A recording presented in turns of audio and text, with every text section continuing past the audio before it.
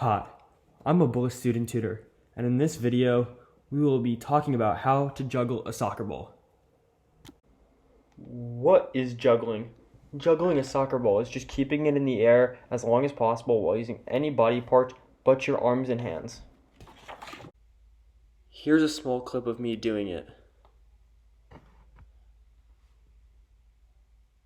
For step 1, you're going to have a pumped up ball. To make sure your ball is pumped up enough, it's going to have to jump back up to your waist after you drop it. Secondly, you want athletic shoes. For step 2, you're going to want to drop the ball onto your feet and kick it up and try not to let it hit the ground. When kicking the ball up, do it lightly. Don't slam the ball.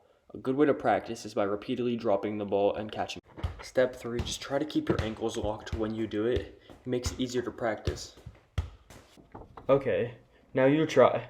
Just remember, drop, light touches, locked ankles, and practice.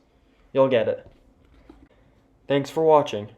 If you enjoyed this video, make sure to check out other videos on our channel.